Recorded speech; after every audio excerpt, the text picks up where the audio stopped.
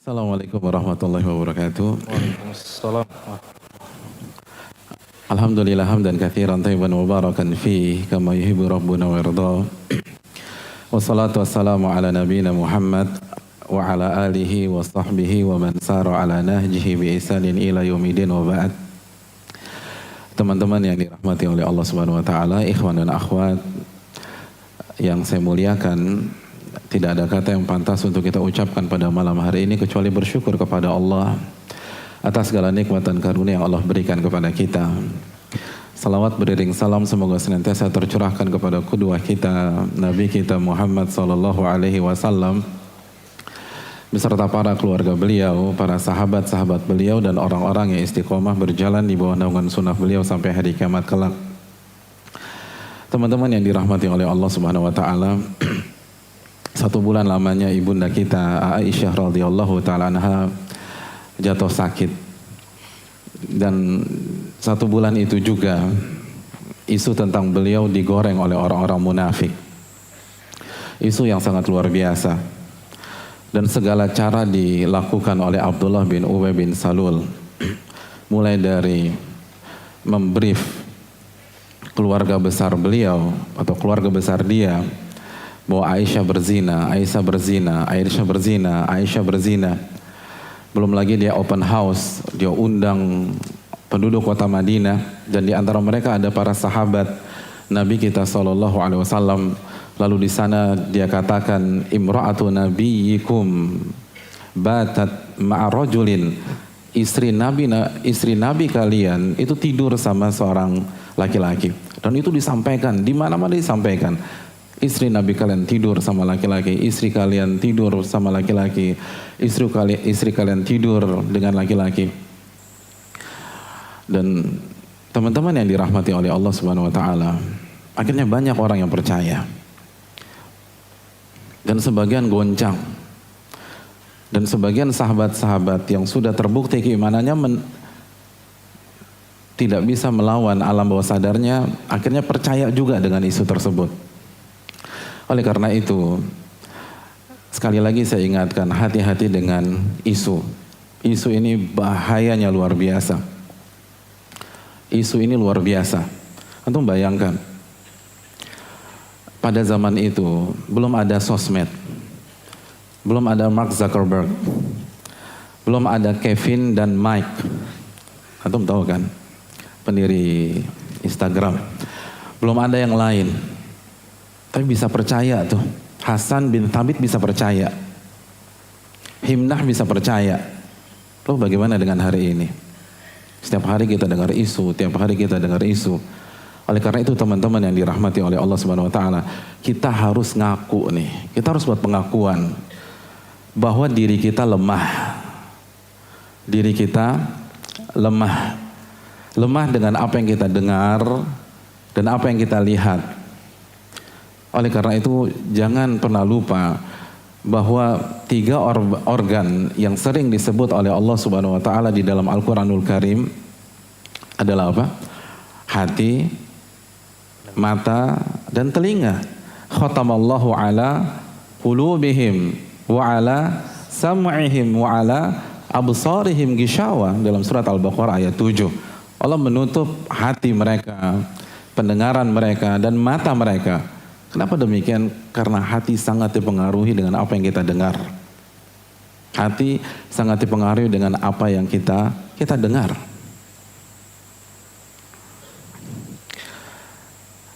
Makanya sebuah teori yang lahir di perang dunia,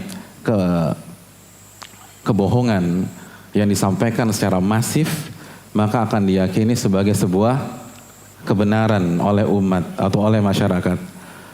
Itu teorinya Pak Goebbels ya. Itu menterinya Pak Hitler dulu. Iya. Dan itu real. Dan itu sabda Nabi SAW. Nabi bersabda dalam hadis Bukhari dan Muslim, inna minal bayani la sihra. Sesungguhnya retorika itu bisa menyihir, kata Nabi.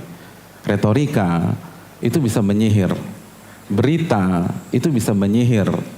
Sekali lagi, isu yang dibangun oleh Abdullah bin Ubay bin Salul adalah isu yang gak bisa diterima oleh iman. nggak bisa diterima oleh akal sehat. Bagaimana mungkin istri Nabi berzina dan selingkuh? Itu nggak bisa diterima. Tapi kalau disampaikan terus, bisa jadi sih. Iya ya, iya. Antum percaya sama istri antum misalnya, ketika antum dinas, ketika antum keluar negeri, dia tetap setia. Tapi kalau teman antum yang pertama, gue lihat dia makan malam sama laki-laki lain. Enggak, gue lebih percaya sama istri gue. Terus ketemu lagi teman kita yang dua, enggak bro, gue lihat dia makan malam. Ketemu teman yang ketiga, dia dinner sama orang. Gue lihat juga. Teman kita yang keempat, iya gue lihat dia gandengan tangan. Kelima, keenam, ketujuh, kedelapan, kesembilan, ke-10. Sampai teman kita yang ke-15. Kira-kira kita ragu nggak? Ragu tuh, ragu. Padahal nggak ada bukti, nggak ada saksi. Tapi 15 orang bilang, istri kita candlelight dinner, kita goncang. Oleh karena itu teman-teman yang dirahmati oleh Allah, hati-hati dengan isu. Jangan ikutin isu. Dan bukan hanya isu tentang politik, bukan hanya isu tentang ekonomi. Kasus yang kita bahas, ini isu tentang keluarga. Dan seringkali di dunia pergaulan kita, itu isu tentang pasangan kita beredar di telinga-telinga kita. Jangan diikutin. Jangan diikutin.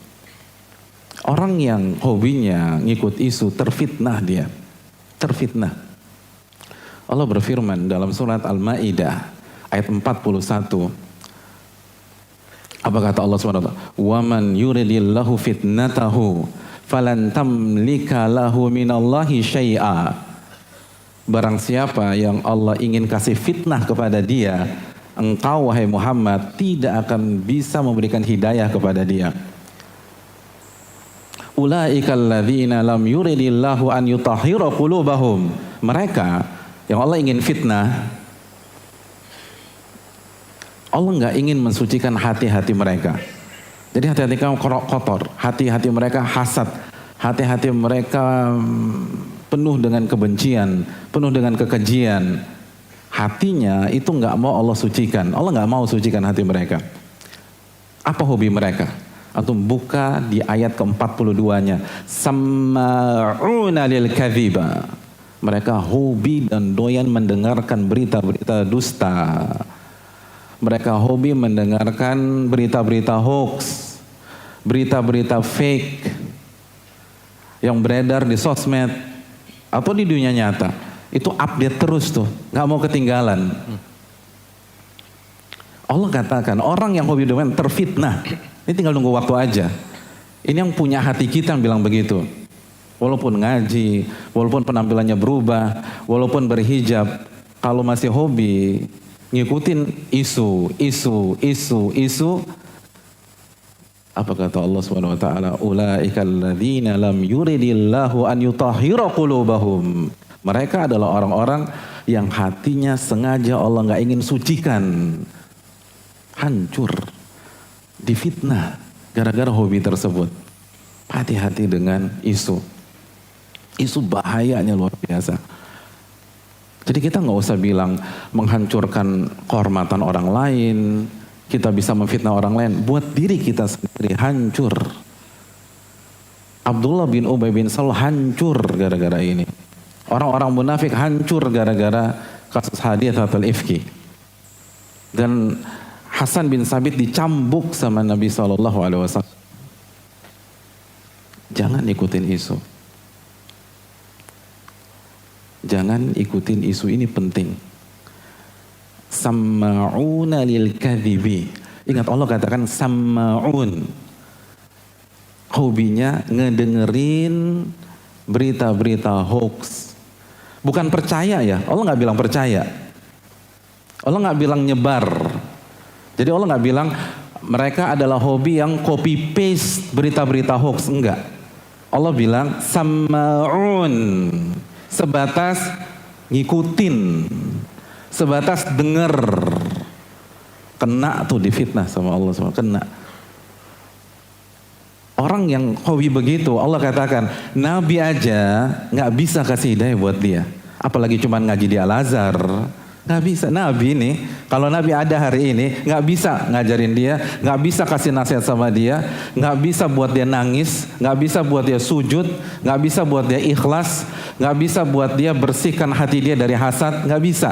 Falan tamlika lahu minallahi syai'a. Hobinya sama'una lil kadzib. Hobinya dengerin tuh berita-berita yang kayak begitu. Nggak bisa, kena habis dia. Mereka di dunia akan hina dan di akhirat akan kena azab yang pedih, kata Allah Jalla wa Ala. Oleh karena itu orang-orang yang hijrah, para penuntut ilmu itu nggak dengerin isu. Sampai berkaitan dengan rumah tangganya, enggak, dia nggak dengerin. Karena dia yang terfitnah nanti, dia yang hancur, dan nggak ada yang bisa nasihatin dia. Antum mau ngaji sama ustadz terbaik, nggak ada pengaruhnya, nggak ada manfaatnya. Kalau masih hobi dengerin isu. Ini yang perlu kita camkan. Ini dalam. Dan hati kita kotor, ikhlas. Kita nggak bisa ikhlas kalau beramal. Selalu pengen ria, selalu pengen tampil, selalu ingin dikenal. Kalau sholat nggak akan pernah bisa khusyuk, nggak bisa. Antum berharap nangis di jam 2 malam ketika sujud, nggak bisa. Kalau masih sama'una lil kadzib, kalau masih suka dengerin isu. Ingat, denger bukan percaya, denger bukan membahas, denger bukan copy paste, denger bukan komen. Sama'un. Kalau denger aja begini, apalagi lebih dari dengar. Terfitnah. Walaupun casingnya sesuai dengan sunnah Nabi SAW, terfitnah. Munafik juga casingnya sesuai dengan sunnah Nabi SAW. Munafik casingnya sesuai dengan sunnah. Hancur mereka. Dan ini yang penting. Sekali lagi, kalau kita cuma mau baca haditsatul ifk dari A sampai Z, di mbah Google juga bisa. Yang terpenting adalah kita ambil ibrah.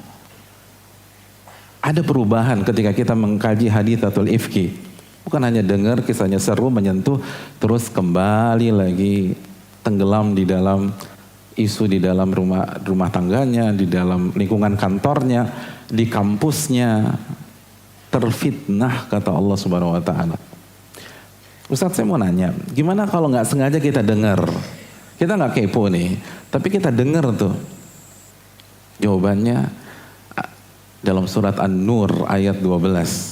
Allah berfirman, laula idh sami'tumuhu dhannal mu'minuna wal mu'minat bi anfusihim khaira.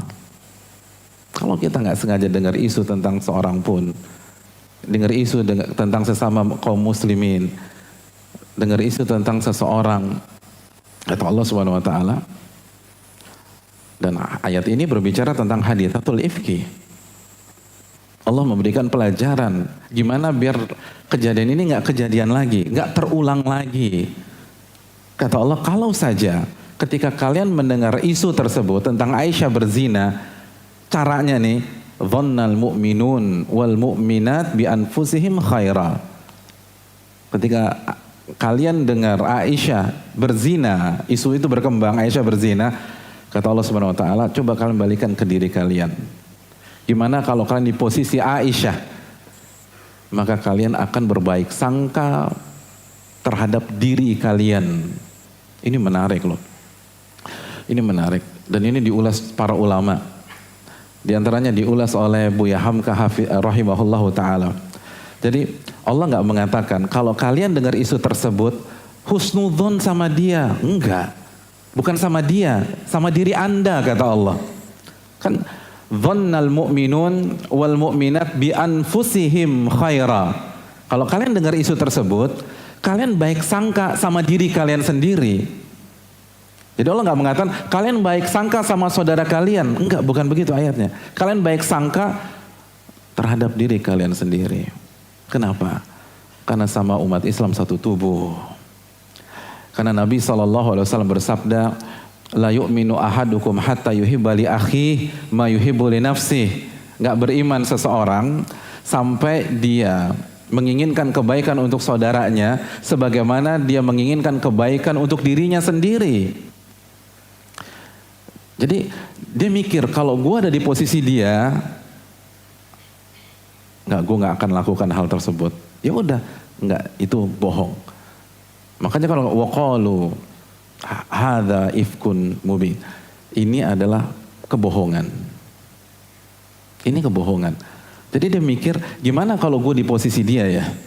Oh nggak mungkin, gue nggak bakal lakukan hal sekeji itu. Ya udah, dia juga sama. Kenapa? Saudara gue tuh, gitu. Jadi cara berbaik sangka kepada berbaik sangka kepada orang lain, letakkan diri kita di posisi dia. Kita berharap apa? Kita berharap cemoohan dari saudara kita atau dukungan dari saudara kita? Dukungan, ya udah dukung dia. Kita berharap dihusnudzonin atau disuudzonin? Oh husnudzon sama dia, baik sangka sama dia. Karena kita satu tubuh. Jadi kalau nggak sengaja dengar isu, husnudzon.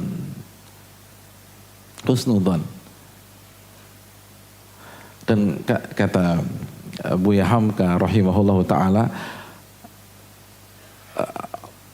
pemikiran yang kita bangun itu tergantung apa yang ada di dalam hati kita. Kalau hati kita penuh dengan iman, pasti pemikirannya positif. Pasti itu. Tapi kalau udah buruk sangka, apalagi bantu lempar isu, udah jelek deh udah. Itu jelek. Karena lagi-lagi teko kalau isinya teh, ketika kita tuang teh tuh, nggak mungkin kopi. Tapi kalau isinya kopi itu keluar.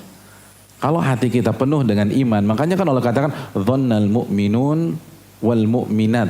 Maka orang-orang yang beriman, baik laki-laki maupun wanita, itu akan berbaik sangka kepada dirinya, yang melahirkan sikap baik sangka kepada saudaranya.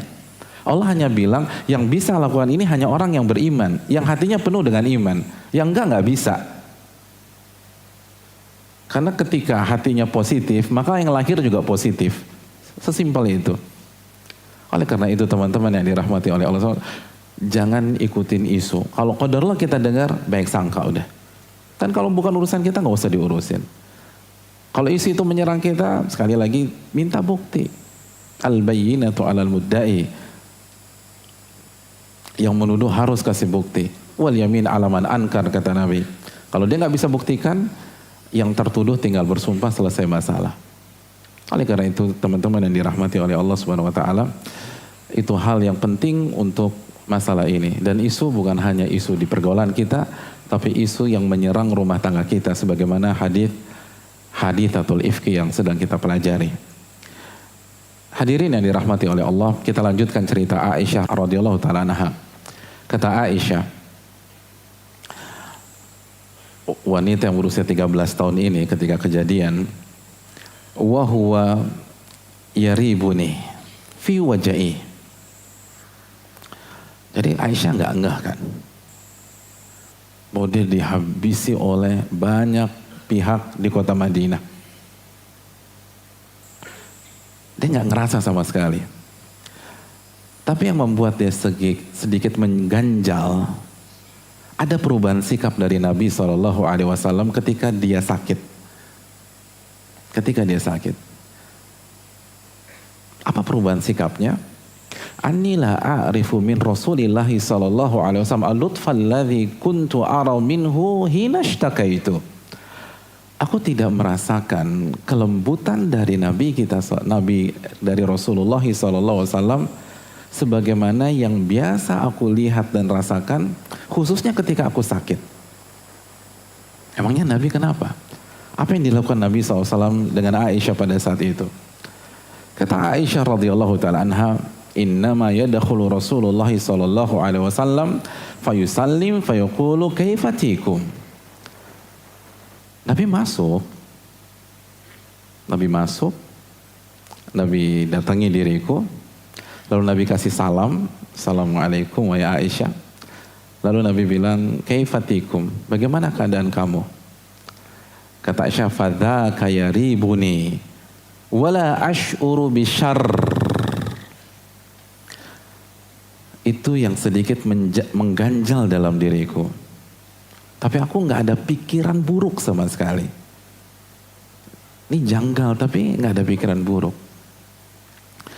Rekan-rekan yang dirahmati oleh Allah Subhanahu wa taala, mari kita berhenti sejenak dan kita lihat bagaimana sikap Nabi SAW secara normal. Karena kalau kita baca sekilas, kita nggak akan nyambung. Kita nggak akan bisa memahami perasaan Aisyah.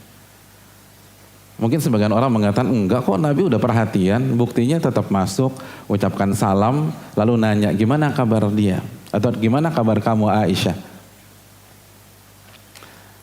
Tapi Aisyah merasa itu janggal. Itu janggal. Kenapa itu janggal?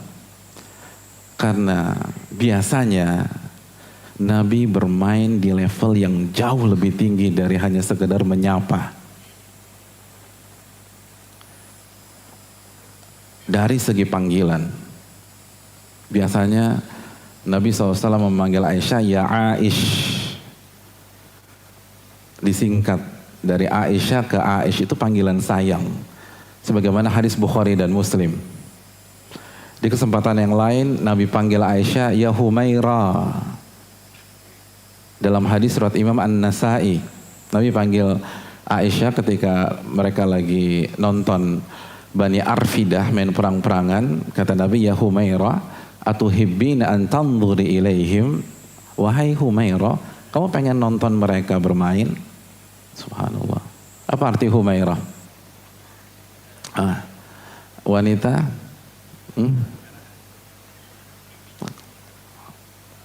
yang jawab cuma 2, yang lain udah pada nikah belum sih? Belum ya? Apa Humaira? Oh, Masya Allah. Wanita yang pipinya kemerah-merahan. Subhanallah. Para akhwat, siapa yang gak GR kalau dipanggil begitu oleh suaminya? Siapa wanita yang gak kepengen dipanggil seperti itu? Itu sebuah kebanggaan, sebuah keinginan. Bahkan yang pipinya gak merah dibuat merah. Iya kan? Ya makanya kita tahu blush on kan itu kan. Iya, itu kan gak merah, dibuat merah sama dia. Tapi gak dipanggil-panggil gitu juga sama tuh suami. Emang gak punya perasaan suami hari ini. Iya, udah dimerahin udah Pak. Nabi panggil, ya Humaira. Padahal belum ada blush on pada saat itu. Subhanallah, Humaira. Tapi sekarang ini lagi sakit, ini lagi nonton, dipanggil Humaira. Harusnya kan lagi sakit tuh lebih manja, lebih dikasih perhatian. Nabi hanya bilang kaifatikum, udah selesai. Gimana kabar kamu? Selesai. Gak dipanggil Humaira, gak dibilang ya Aish. Makanya kok janggal ya. Itu Nabi SAW. Nabi biasanya itu ngobrol sama Aisyah radhiyallahu taala anha. Ngobrol panjang, ngobrol. Seperti dalam hadis Ummu Zara, hadis yang panjang sekali dalam hadis Bukhari. Ngobrol sama Aisyah. Itu lagi normal. Dan Nabi ngobrol sama Aisyah itu di banyak kesempatan. Ummu Zara lagi berdua, lagi santai, lagi duduk di sebuah tempat. Atau lagi jalan. Aisyah tuh suka jalan bareng loh sama Nabi suka jalan bareng sama Aisyah. Sebagaimana hadis Bukhari. Dalam hadis Bukhari, kana idzal lail sara ma Aisyah yatahaddats. Nabi di malam hari itu suka ajak Aisyah jalan sambil ngobrol. Wah, tahun berapa terakhir antum ngobrol bareng sama istri di malam hari? Coba, tahun berapa? 1900? Antum usia berapa sih terakhir ngobrol? Bukan ngobrol di rumah ya. Antum ajak istri antum jalan, sepanjangnya tuh ngobrol macem-macem dah. Antum ajak istri ke Ancol kayak atau ke tepi pantainya, terus ajak istri ke mana lagi? Di Jakarta mana sih ya? Taman Safari.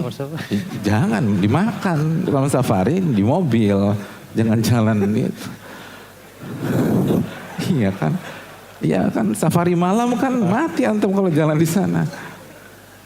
Iya, Nabi itu. Aisyah diajak jalan ngobrol cerita. Itu Nabi tuh, Nabi. Panglima perang. Kita Nabi bukan, panglima perang bukan, nggak pernah ngobrol sama istri, subhanallah. aja yang diajak ngobrol. Subhanallah. Itu Nabi SAW. Itu dalam kondisi normal. Ini sakit nggak diajak ngobrol sama Nabi SAW. Cuma nanya, kaifatikum, titik, selesai.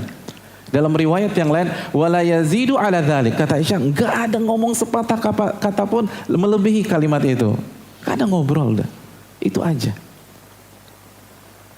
Karena biasanya ajak jalan segala. Nabi SAW itu suka mencium istrinya dalam hadis riwayat Imam Muslim. Kana yuqabbilu wa huwa sha'im. Aisyah tuh suka dicium. Ini nggak dicium sama sekarang. Dan tikum dalam bahasa Arab itu panggilan dari jauh.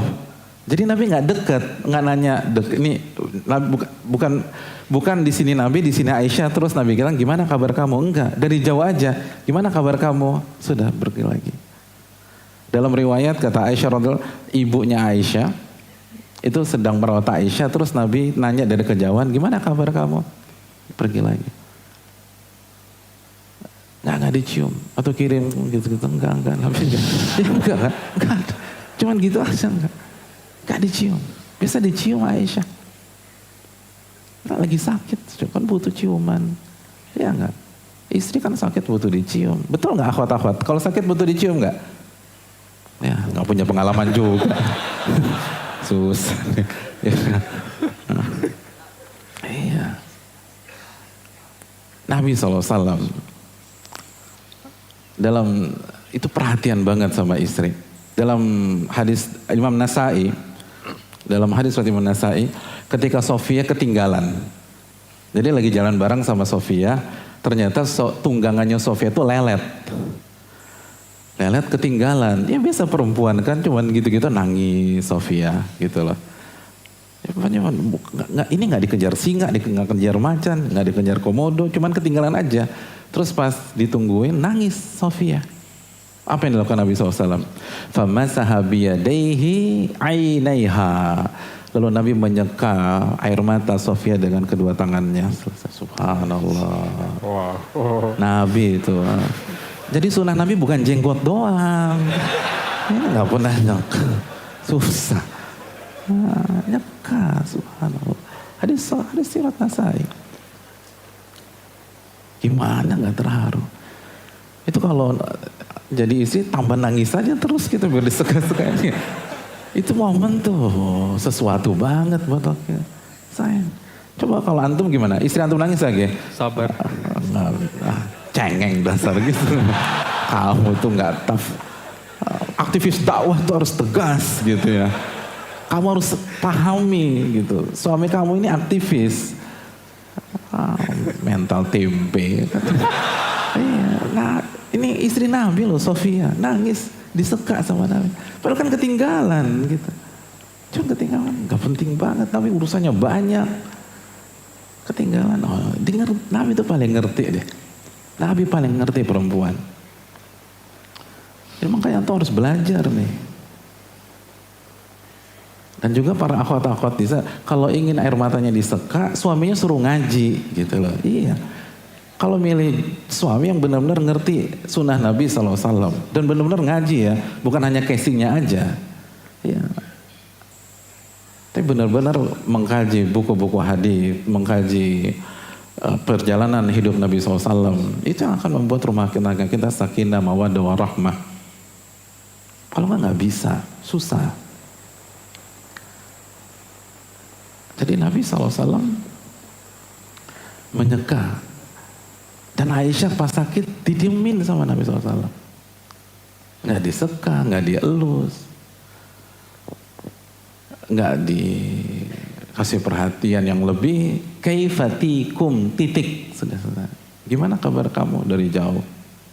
Terus Nabi berjalan. Jadi terasa gitu loh. Aisyah benar-benar terasa. Karena nabinya adalah suami terbaik. Khairukum li ahli wa ana khairukum li ahli, dalam hadis Tirmidzi. Sebaik-baik kalian yang paling baik dengan istri dan anak-anak, dan aku adalah orang yang paling baik dengan istri. Jadi kalau banyak istri pada hari ini ditegur suaminya, itu terharu. Ditanya apa kabar, yang terharu tuh. Ya Allah, gila. Semenjak 21 tahun nikah, ini yang pertama suamiku nanya kabar diriku, terharu. Tapi kalau Aisyah, ini ada yang janggal nih, gitu. Beda ya, beda. Jadi banyak istri itu hari ini ditanya kabar tuh terharu biru. Kenapa? Karena selama 15 tahun ditampar, selama 15 tahun ditendang, selama 15 tahun dibanting, selama 15 tahun dijedotin, selama 15 tahun dikata-katain, gitu. Semua nama-nama di Kebun Binatang udah diabsenin satu demi satu. Nah pas dikatakan gimana kabar kan, ya Allah alhamdulillah suamiku dapat hidayah. Setelah 11 tahun saya doa kepada Allah Subhanahu wa ta'ala. Iya. Atau kadang-kadang justru bingung, ini bukan laki gua nih, laki gua gak pernah begini. Bukan. Ya, karena gak pernah, 17 tahun nikah gak pernah digituin. Dia gak percaya nih, bukan ya. Ini temennya ngusilin gua. Aisyah enggak. Bagi Aisyah hanya ditanya kabar aja, ini ada sesuatu. Ini ada something dari suaminya Sallallahu Alaihi Wasallam. Karena level yang selama ini dijalani oleh Nabi SAW itu berbeda dengan level-level mayoritas para suami pada hari ini. Dan ini penting teman-teman yang dirahmati oleh Allah. Biar antum ngerti nih, gimana perasaan Aisyah. Jadi antum, ini dalam loh. Kalimat Aisyah ini tuh dalam. Kalau kita paham gimana Nabi memperlakukan istrinya. Iya, cuma ditanya gitu aja. Karena beliau adalah sosok yang paling baik dengan istri. Dan ini yang disayangkan pada hari ini. Itu gak terlihat di rumah tangga kaum muslimin. KDRT di mana-mana. Dan data terakhir, KDRT adalah penyebab nomor 2 dari perceraian yang ada di negeri kita. Nomor 2. Makanya divorce pada saat ini kan mengerikan.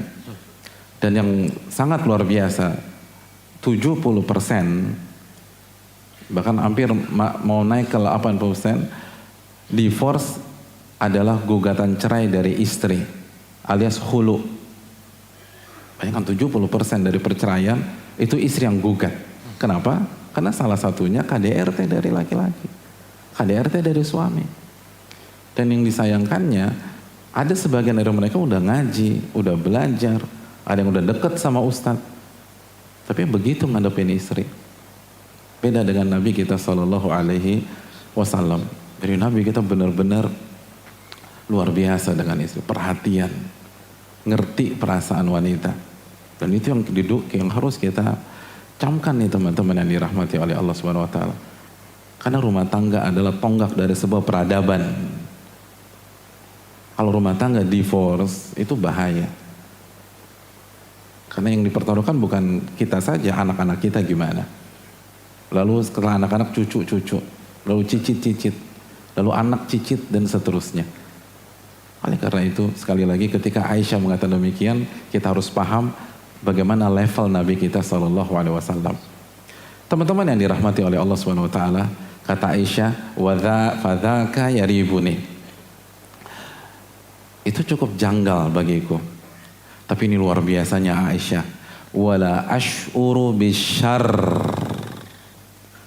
Tapi aku nggak pernah punya perasaan buruk sedikit pun. Subhanallah. Aku nggak pernah merasa punya perasaan buruk sedikit pun, nggak ada. Jadi itu kan udah dalam banget ya. Antum tadi udah dengar sendiri gimana Nabi SAW secara normal. Lalu tiba-tiba hanya ditanya dari kejauhan. Itu Aisyah nggak ada suudzon tuh sama Nabi, nggak ada. La yash'uru bisyarr. Aku nggak pernah punya pikiran buruk sedikit pun. Janggal sih. Tapi mungkin capek, mungkin lelah, mungkin ada urusan dakwah yang besar. Gak ada. Dan Aisyah gak cari perhatian, gak marah-marah, gak ngomel-ngomel, gak curiga. Bayangkan ini bukan 1-2 hari loh, beliau sakit sebulan. Dan sikap Nabi janggal bagi beliau. Tapi nggak kepo, nggak curiga, nggak nyari tahu. Sebagaimana yang dilakukan banyak istri pada hari ini ketika sikap suaminya janggal. Ketika suaminya mulai senyum-senyum sendiri di depan gadgetnya. Ketika handphonenya mulai pakai password. Ketika setiap 2 hari sekali password diganti. Ketika sekarang passwordnya fingerprint. Oh, ini ada sesuatu nih. Kan ada sesuatu. Dioprek-oprek tuh handphone, dicari. Kalau fingerprint tunggu jam 2 malam ketika lagi suaminya lalu jarinya diambil terus taruh sini. Ini cara pinter tuh. Ya kan Allah mengatakan inna kaidakunna azim. Itu triknya wanita tuh luar biasa kata Allah dalam surat Yusuf. Tapi ini bukan curhat ya, bukan. Handphone saya nggak di password. Jadi teman-teman yang dirahmati oleh Allah, iya kan. Belum sampai pesawat landing tuh, gara-gara itu tuh. Iya, pesawat landing karena berantem tuh. Berantemnya kan itu fingerprint. Di dalam pesawat ditaruh gitu suaminya, dibuka berantem di pesawat. Akhirnya harusnya mendarat di mana, jadi mana di sana. Darurat tuh, gara-gara suami istri cekcok. Ya antum tahu lah semuanya, beritanya viral kok. Subhanallah, dikuntit gitu mata-mata, jadi tintin dan segala macam, dideteksi secara subhanallah. Nah itu bukan dari Islam. Aisyah ini indikatornya kuat, ada yang janggal nih. Tapi la yash'ur bisyar. Aisyah nggak pernah punya pikiran buruk sama nabinya, sama suaminya. Kan dia nggak ngerti apa-apa nih. Beliau pada detik itu nggak sadar bahwa beliaulah yang duduk di kursi pesakitan, enggak. Dan di waktu yang dia lihat adalah suaminya ada perubahan, tapi tetap husnudzon. Lalu lebih memilih beribadah kepada Allah Subhanahu wa taala. Lebih memilih bertakarub kepada Allah Subhanahu wa taala. Beda sama zaman sekarang. Makanya Aisyah ini walaupun 13 tahun, makanya bukan zaman now, bukan gitu loh. Walaupun 13 tahun, bukan zaman now. Ini zaman pas nih. Iya kan? Salafus saleh kan zaman pas. Beda emang levelnya. Sujud, ruku. Tapi kan kalau ini udah jelas nih Ustaz kayaknya. Loh, sujud. Udah sujud belum? Belum. Udah ruku? Belum juga. Aisyah yakin dengan sabda Nabinya SAW, ihfadillaha yahfadka. Jagalah hak Allah, niscaya Allah akan jaga kamu. Hadirin, kalau pasangan kita tricky, kalau pasangan kita main belakang, emangnya Allah nggak lihat apa? Alam ya'lam bi annallaha yara. Tidakkah dia tahu Allah Maha melihatnya? Dan kalau kita menjaga hak Allah Subhanahu wa taala, Allah pasti lindungi kok. Allah pasti lindungi. Adapun dikulik sana, dioprek-oprek sana, itu bukan konsep dari Islam. Makanya banyak para ulama kontemporer mengatakan istri tidak boleh ngoprek-ngoprek handphone suami, sebagaimana suami tidak boleh ngoprek-ngoprek handphone istri. Dua-duanya nggak boleh, nggak boleh, tidak boleh. Karena salah satu pondasi pernikahan itu trust, kepercayaan. Kalau sudah mulai ngoprek berarti trust bermasalah, dan itu nggak boleh dibiarkan. Makanya Aisyah tetap menjaga kepercayaan beliau dengan suami beliau. Walam asyur bisyar, kata Aisyah, aku nggak pernah terbesit pun hal buruk di dalam pikiranku. Itu istri. Padahal kejanggalannya depan mata, tetap baik sangka dan mendekat kepada Allah Subhanahu wa taala. Karena beliau yakin dengan surat At-Talaq ayat 2 dan ayat 3, "Wa man yattaqillaha yaj'al lahu makhraja." Barang siapa yang bertakwa, Allah kasih jalan keluar. Yang penting bertakwa. Ini kita waktu habis untuk curiga, takwanya enggak. Baca Quran enggak, sholat tahajud enggak, duha enggak, curiga aja. Ya enggak ada solusi. Solusi itu jaga hak Allah Subhanahu wa taala. Dan Allah akan jaga Anda. Allah jagaan kita. Ini harus keyakinan. Jadi bukannya polos-polos saja, enggak. Kita harus yakin. Dan coba kalau Aisyah kepo, Aisyah curiga, Aisyah ini, akhirnya bisa jadi dia tahu lebih dini dan itu nyakitin diri dia. Nyakitin diri dia. Ada terkadang yang terbaik itu kita nggak tahu. Yang terbaik kita nggak tahu. Kalau kita tahu, itu justru menyakitkan. Kan makanya Allah mengatakan la tas'alu an asya in tubadalakum tasukum. Jangan nanya tentang sesuatu kalau dikasih tahu justru nyakitin Anda. Jangan. Kita urus diri kita. Jangan curiga sama orang. Jangan curiga sama pasangan. Dan kalau memang pasangan kita buruk, Allah bongkar. Masa Allah nggak jaga kita? Masa Allah Subhanahu Wa Taala tidak sayang sama kita? Sedangkan Nabi-Nya SAW bersabda, ihfadillah yahfadka. Jagalah hak Allah, niscaya Allah akan jaga kamu. Ini yang kurang banyak iman. Nggak yakin dengan penjagaan Allah. Nggak yakin dengan pertolongan Allah Subhanahu Wa Taala. Ada kasus teman-teman sekalian yang dirahmati oleh Allah Subhanahu Wa Taala. Ini ada istri, ini real, ada istri yang nggak suka ngoprak-ngoprek handphone suami, laptop suami dan seterusnya. Dia lebih suka menyibukkan diri dengan kewajiban-kewajiban dia. Beribadah kepada Allah, memperbaiki kinerjanya dengan suami dan seterusnya. Dan suaminya hidungnya belang, main, apalagi kesempatan punya istri yang begitu, main dia di luar. Tidur sana, tidur sini, boci sana, boci sini. Tapi sampai pada satu titik, ada kejadian yang menyadarkan si suami. Akhirnya suaminya tobatan nasuha. Tobat, nyesel dia. Lalu mulai sholat, mulai ngaji, mulai beribadah, mulai berzikir, dan akhirnya berusaha menjadi orang-orang yang istiqomah. Dan ketika itu terjadi, rumah tangganya semakin baik, dia semakin sayang sama istri, dia semakin perhatian dengan istri dan seterusnya. Poinnya apa sih teman-teman? Poinnya nih, kalau sang istri hobinya kepo dan ngulik tentang suaminya, kira-kira dia dapat fase ketika suaminya bertobat apa enggak? Enggak dapat. Dia cari, dia kuntit, oh ternyata bermain di belakang, ya gugat cerai. Akhirnya dia nggak dapat fase ketika suaminya bertobat. Dan ini kisah real. Dan kisah ini menunjukkan terkadang Allah sengaja menutup itu dari kita untuk kebaikan kita. Terkadang yang terbaik itu kita nggak tahu, karena ada fase yang lebih baik nanti di hari esok. Adapun kalau kita nyari dan seterusnya.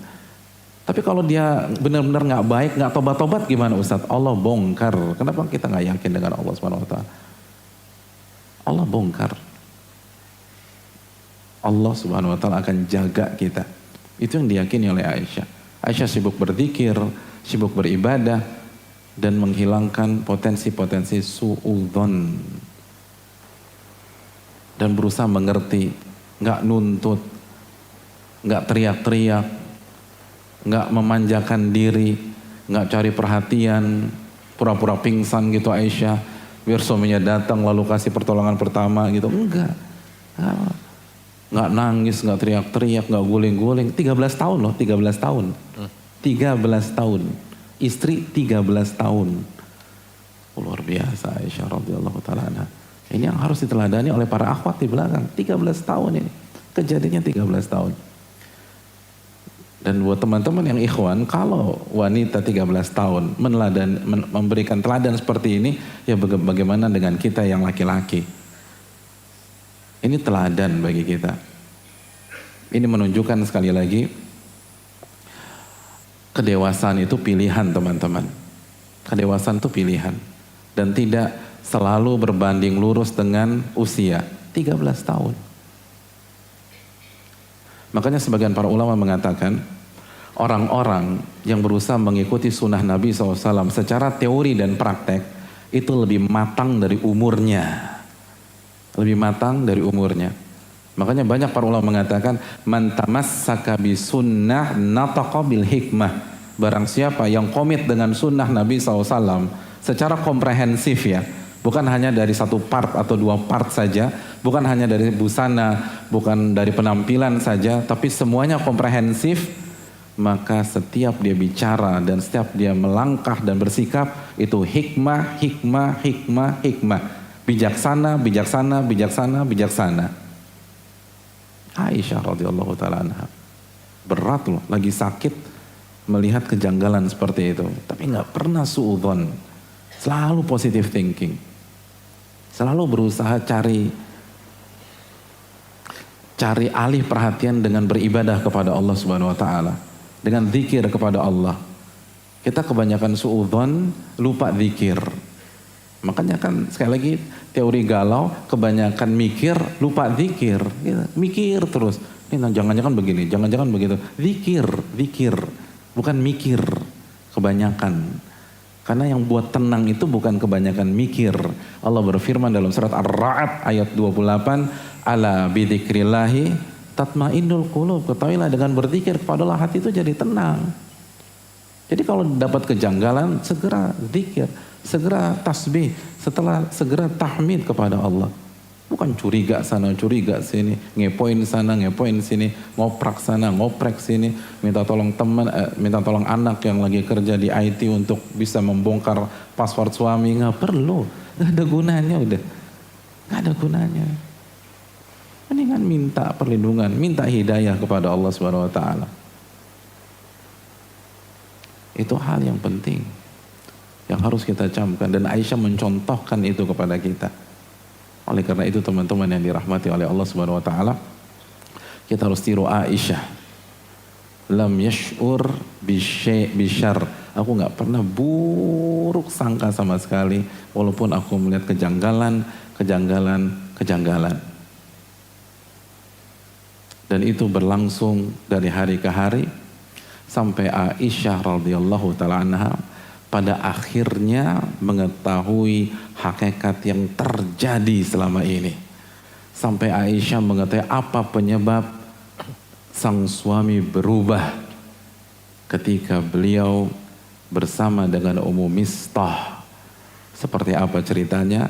Insyaallah kita akan bahas pada Rabu yang akan datang biidznillah taala. Baik Ustaz, jazakallah khair Ustaz. Barakallahu fiik. Alhamdulillah kita telah sampai di sesi kepo yang positif. Tanya jawab. Silakan bagi brothers and sisters untuk mengajukan pertanyaan. Dan kami sangat mengharapkan pertanyaan sesuai dengan materi yang telah Ustadz sampaikan tadi. Silakan Abdul Razak. Kita mulai dari Sister Said yang mau bertanya. Habis ini kita langsung ke brothers. Sister yang mau bertanya. Assalamualaikum warahmatullahi wabarakatuh. Waalaikumsalam. Salam. Dan siapa? Dengan Agita. Ya, Agita. Dari mana Agita? Di Jakarta Pusat, Kebun Kacang. Oke, silakan Agita. Pak Ustadz saya mau tanya. Kan tadi Pak Ustadz bilang kalau diri kita itu kan lemahnya tuh di hati, di mata dan telinga. Gimana Ustadz supaya kita tuh hati kita lebih terjaga, mata kita juga lebih terjaga dan telinga kita juga lebih terjaga. Itu aja sih Ustadz, makasih. Assalamualaikum warahmatullahi wabarakatuh. Waalaikumsalam. Iya terima kasih jazakallahu khair kepada Mbak Agita ya. Agita. Untuk Agita yang bertanya dan kita semua. Yang pertama sekali lagi saya terus ingatkan ketika kita bahas masalah ini untuk diri kita. Termasuk yang berbicara. Kita lemah di pendengaran dan penglihatan, lalu itu akan nyerang ke hati kita. Ilmu itu untuk diri kita, bukan kita tembakkan ke saudara kita. Teman-teman yang dirahmati Allah, terus solusinya gimana jaganya? Yang pertama doa jelas. Doa dan terus berdoa minta kepada Allah Subhanahu wa taala. Minta agar Allah jaga kita. Dan salah satu doa rutin yang hendaknya kita lakukan adalah doa zikir pagi dan petang. Itu jangan sampai ketinggalan. Makanya Allah dalam zikir pagi petang apa doanya? Allahumma afini Fi badan, fi bani, Allahumma afini fi fi sam'i, Allahumma afini fi basar. fi basari. Ya Allah, lindungilah badanku, lindungi dan sehatkan pendengaranku, lindungi dan sehatkan penglihatanku. Jadi sekali lagi, kalau kita benar-benar baca zikir, rangkaian zikir ini dengan benar, dengan rutin dan dengan hati teman-teman, dengan hati, bukan hanya dengan lisan, tapi dengan hati, maka insya Allah Ta'ala akan jadi perubahan yang sangat signifikan. Yang kedua, lagi-lagi kita harus memilih teman, khususnya ring satu kita dalam kehidupan kita. Silakan kita berteman dengan siapa saja jika maksudnya hablum minan nas dengan baik. Tapi kalau benar-benar teman segeng, teman ngumpul, teman kita bertukar pikiran, itu harus dijaga. Almaru ala dini khalilih, seseorang itu di atas agama sahabatnya, kata Nabi SAW. Kenapa itu tadi? Jadi kita harus punya sensor. Nggak semua orang bisa menitipkan pesannya masuk ke dalam telinga kita, nggak bisa. Kan itu, kalau di zaman Nabi dan sahabat saja, isu nggak masuk akal, Aisyah berzina bisa mempengaruhi dan bisa membuat gempar. Itu menunjukkan manusia itu lemah. Manusia sangat lemah. Jadi jangan sok pintar, jangan sok kuat. Kita nggak lebih cerdas dari Hasan bin Thabit, tapi Hasan bin Thabit kena nih. Kena. Makanya para ulama kita tidak mau jika mereka harus mendengar pemikiran-pemikiran yang menyimpang, kemaksiatan-kemaksiatan, atau isu-isu yang sedang beredar tanpa ada maslahat yang jelas. Kecuali kalau ada maslahat yang jelas, kecuali memang itu urusan kita, maka silakan. Tapi kalau enggak, maka jaga dengan siapa kita bergaul, dan jaga juga kehidupan di sosmed kita. Enggak semuanya kita baca, hanya yang akan membuat kita bertakwa kepada Allah. Kita hanya mendengar hal-hal yang membuat kita takut kepada Allah Subhanahu wa Ta'ala. Adapun yang buruk-buruk maka jangan kita baca. Wallahu ta'ala alam bisawab. Dan yang terakhir Allah berfirman dalam surat Al-An'am ayat 68, ketika wa idza ra'aita, kata Allah, jika Anda melihat ayat-ayat Allah dipermainkan. Dan ayat-ayat Allah Subhanahu wa Ta'ala dipermainkan itu bisa maksiat, bisa pemikiran atau hal yang menyimpang. Fa'arid anhum, maka kata Allah angkat kaki dari sana, berpaling, nggak boleh duduk di sana, berpaling. Kenapa? Salah satunya kita lemah. Kalau kita dengerin terus, iya benar juga ya.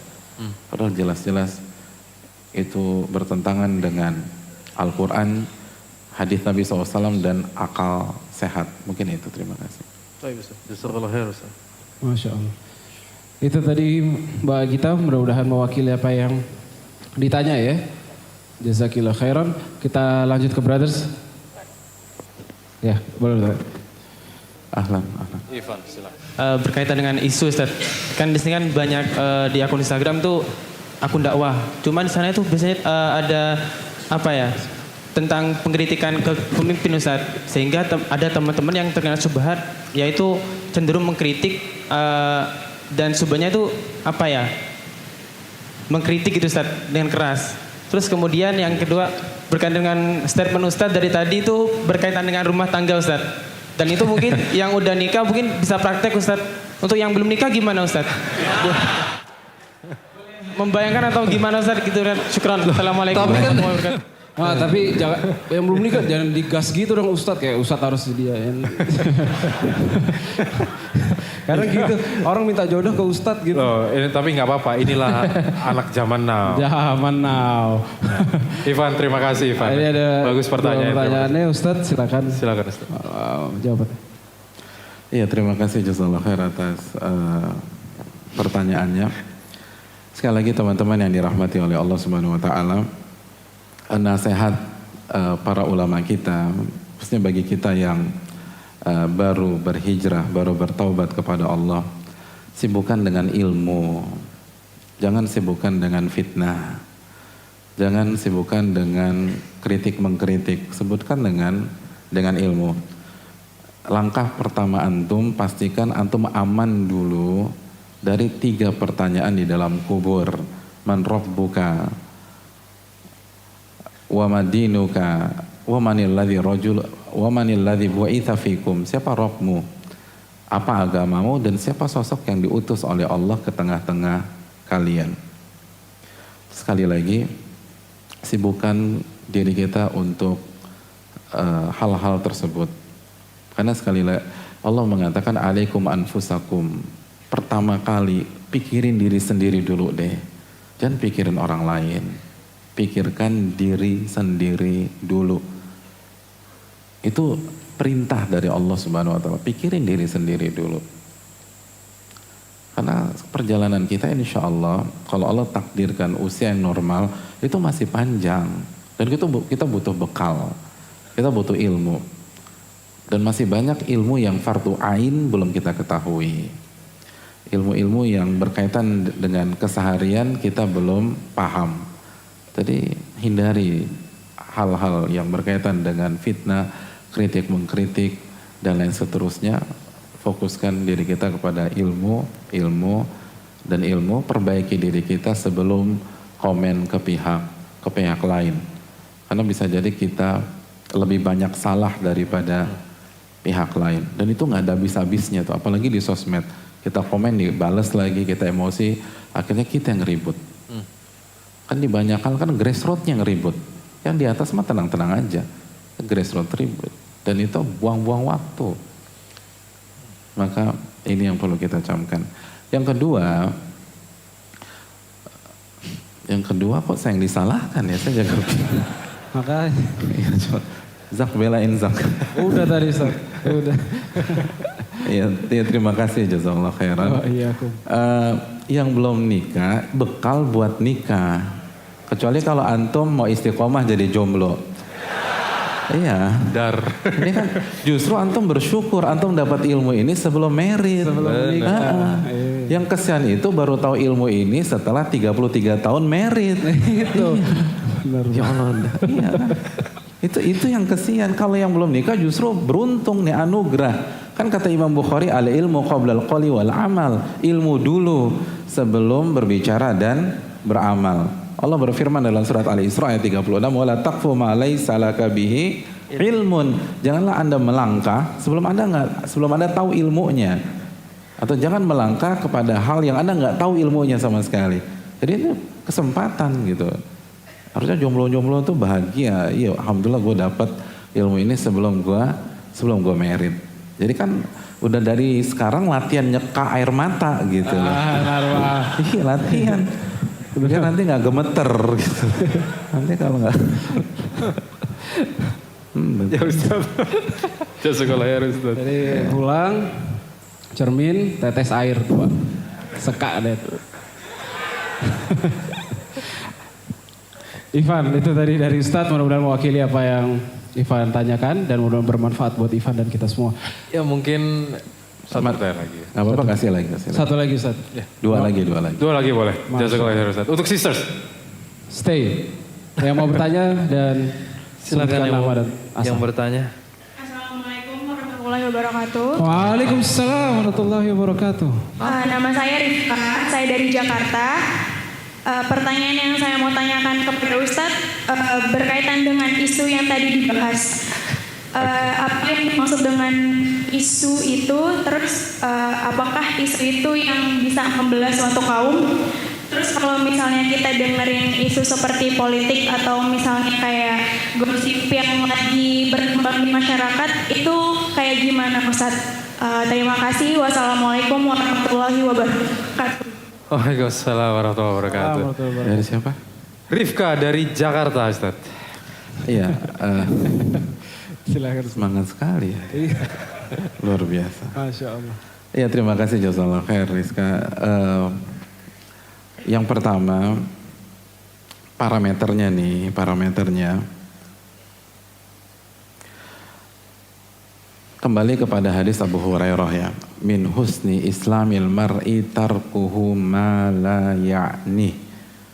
Salah satu tanda kebaikan agama seseorang, salah satu ciri berkualitasnya Islam kita, hijrah kita, tarkuhu ma la ya'ni. Seseorang itu meninggalkan hal yang tidak bermanfaat buat dia, hal yang gak ada hubungannya buat dia, apalagi yang merusak agamanya. Jadi ini bukan mengharamkan data politik 100%. Kalau memang itu berkaitan dengan maslahat antum bisa mengkonsumsinya. Kalau antum lagi research sebuah hal, antum bisa nyemplung ke sana. Tapi kalau nggak ada hubungannya, habis waktu teman-teman sekalian. Makanya para ulama sekalian menyatakan di antara tanda Allah mencampakkan seseorang dan Allah nggak kasih hidayah kepada seseorang, Allah biarkan dia tenggelam dalam hal-hal yang nggak ada manfaatnya buat dia. Dan itu benar, makanya kan Al-Maidah 4142 itu sebatas sama'un. Sama'un itu sekali lagi orang yang benar-benar hobi, yang selalu update semua berita, akhirnya dia update yang bohong juga. Walaupun mungkin ada 1-2 yang benar, gak semua hoax, gak semua fake. Tapi karena dia selalu ngikutin, ya akhirnya dia dengar semuanya tuh. Itu yang Allah kasih fitnah sama dia. Dan sekali lagi PR kita masih banyak lah. Kita masih belum tahu tafsir surat Al-Fatihah. Kita masih banyak dari kita yang belum tahu tafsir surat Al-Ikhlas. Kalau kita ditanya hari ini min syarril waswasil khannas, tahu nggak tafsir Al-Khannas itu apa? Jadi buat apa kita bicara hal-hal yang besar tapi hal basic kita nggak tahu. Semua orang-orang besar itu kuat di basic teman-teman sekalian. Jadi banyak hal yang kita nggak tahu. Itu kalau misalnya ketika antum misalnya anak muda misalnya sangat identik dengan pernikahan atau married, masih banyak orang yang mau nikah nggak ngerti konsep dari pernikahan. Yang udah nikah nggak ngerti sama sekali gimana jadi suami yang benar, jadi istri yang benar. Yang punya anak 1, punya anak 2, punya anak 3 nggak ngerti apa-apa tentang pola pendidikan anak, gimana konsep anak. Tapi udah ngikutin si A, ngikutin si B, ngikutin si C. Ya, sekali lagi teman-teman sekalian, itu tanda Allah biarkan kita tenggelam dalam fitnah. Dan siapapun yang nasihatin gak akan tembus kecuali kalau dia bertobat dan meninggalkan habits yang buruk seperti ini. Dan ini ngabisin waktu. Waktu habis gara-gara masalah ini aja. Dan gak dapat apa-apa, pinter juga enggak, bertakwa enggak nambah iman kepada Allah. Jadi sekali lagi parameternya, ini manfaat nggak buat saya? Manfaat nggak buat aku nih? Untuk akhiratku, untuk alam kuburku, untuk maslahat duniaku. Kalau enggak udah tinggalin deh, nggak ada gunanya. Dan kita nggak harus tahu semuanya kok. Yang kita harus tahu adalah apa yang berhubungan dengan kewajiban dan tanggung jawab kita, mungkin itu. Nice. Masya Allah. Jazakallah khair Ustaz. Iya, terima kasih. Terima kasih Ustaz. Satu pertanyaan. Masya Allah. Sian, Pamungkas. tadi mau bertanya. Assalamualaikum. Waalaikumsalam warahmatullahi wabarakatuh. Begini Ustadz, berbicara. Namanya siapa? Oh, Arif. Arif. Dari Sudir. Oke, silakan Arif. Berbicara tentang fitnah itu sendiri. Sebenarnya apa definisi fitnah itu sendiri? Apa yang membedakan fitnah dengan dosa berbohong dan dosa berburuk sangka? Lalu terkait dengan itu, kita selalu diwanti-wanti untuk menjaga diri dari fitnah. Apakah menjaga diri dari fitnah menyebabkan fitnah itu sama dosanya atau bahkan jauh lebih besar dosanya dari mereka yang memfitnah para penyebab fitnah itu? Coba mungkin diulang sekali lagi boleh pertanyaannya? Kita selama ini selalu diwanti-wanti Dengan untuk fitnah. menjaga diri dari menyebabkan fitnah agar tidak menyebabkan fitnah. Agar itu, oke. Apakah itu karena dosanya itu lebih besar dari Pembunuh, dari yang memfitnah. Oh, oke. Apa dosanya lebih? Iya. Kita penyebab fitnah. Iya. Nah, orang jadi meminta kita. Nah, apakah yang menyebabkan fitnah itu sendiri lebih besar dosanya dari yang fitnah, sehingga kita selalu diwanti-wanti untuk menyebabkan fitnah. Kita sebagai penyebab fitnah di dalam komunitas kita. iya. Jadi gara-gara kita menyebabkan fitnah, orang lain fitnah kita. pemitnah itu, atau bahkan jauh lebih besar dosanya dari. Oke. Nice. Oke. Arif, terima kasih. Jazakallah khair. Silakan. Iya, terima kasih jazakallah khair atas pertanyaannya. Fitnah secara secara etimologi itu artinya ujian. Nah, itu. Artinya ujian.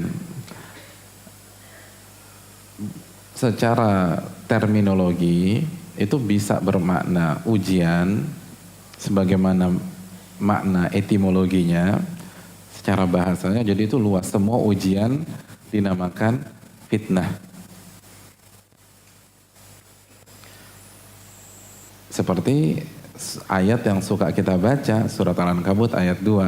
Ahasiban nas an yutraku an yaqulu amanna wa hum la yuftanun. Yuftanun itu dari akar kata fitnah.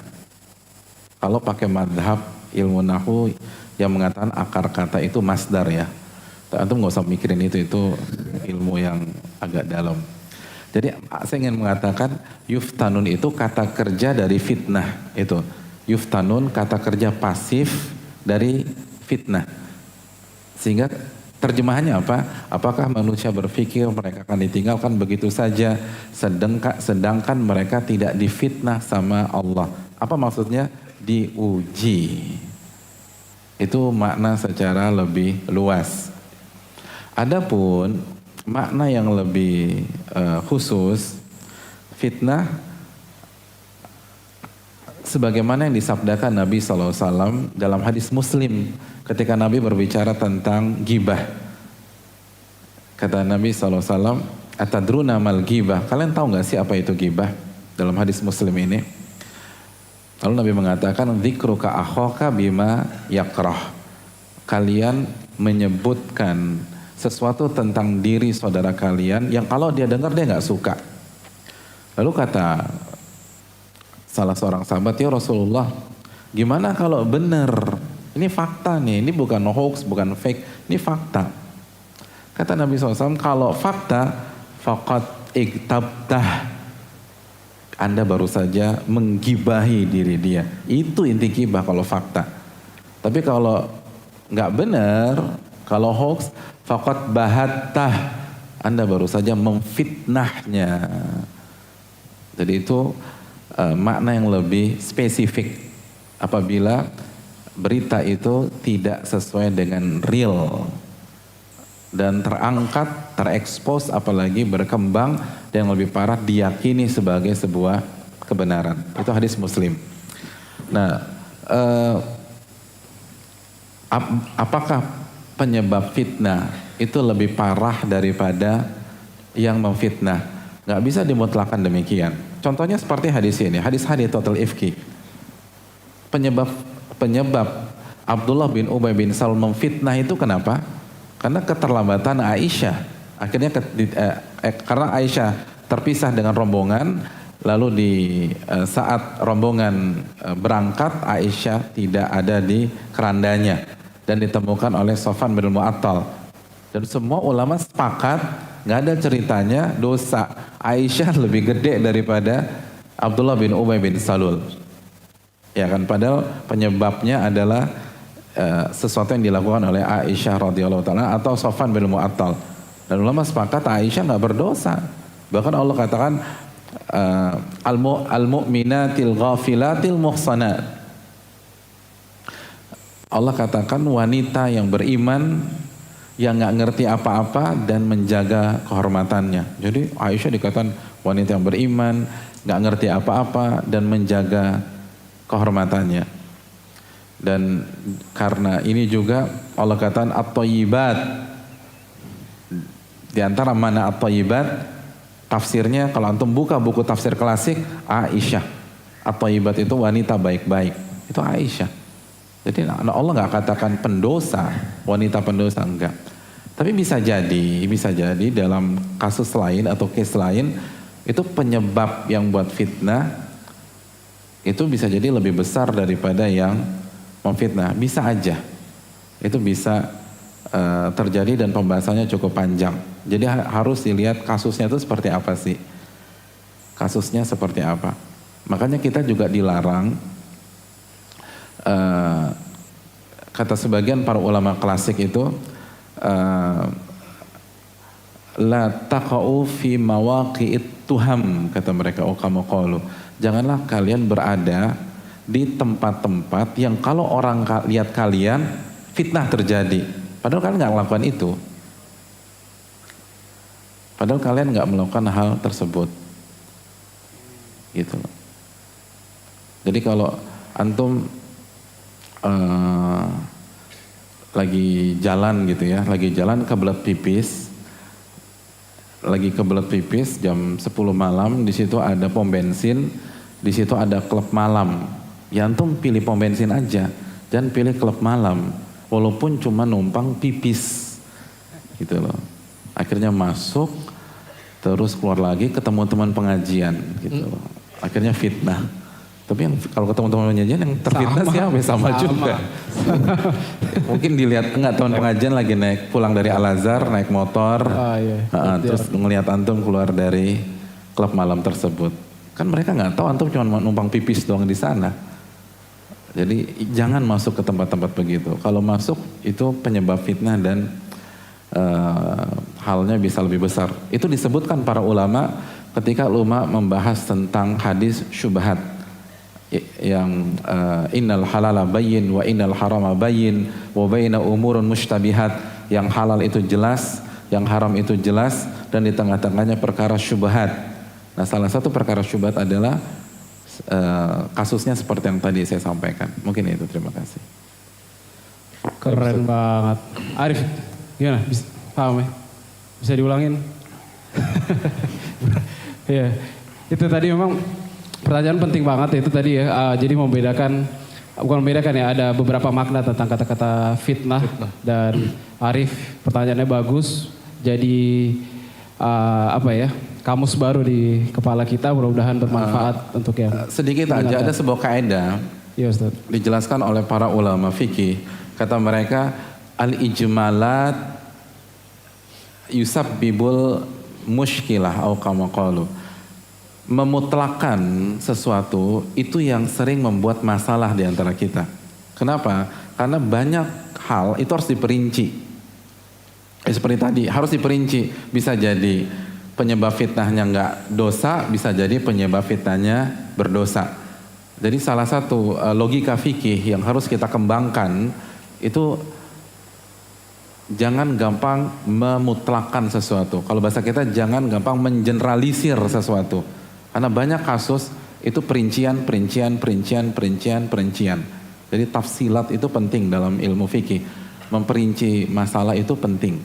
Dan salah satu penyebab masalah di kehidupan kita gampang mukul rata, generalisir, atau kalau bahasa usul fikihnya itlaqat, memutlakkan sebuah kasus untuk semua kasus yang kita pikir serupa ternyata nggak sama, mungkin itu. Contohnya maksudnya seperti apa tuh, Ustaz? Mengeneralisir segala sesuatu itu? Kita nggak jadi pulang nih. seperti tadi. Kadang-kadang dalam satu kasus penyebab fitnahnya nggak berdosa seperti Aisyah. Tapi dalam kasus lain itu bisa berdosa. Jadi nggak bisa nggak bisa dikasih hukum mutlak penyebab fitnah dosanya lebih besar daripada yang memfitnah. Itu kan memutlakan sebuah kasus. Udah. Oke. Ya, pulang. Ya Ustaz, terima kasih Ustaz, jazakumullah khairan. Dan itu tadi pertanyaan pamungkas dan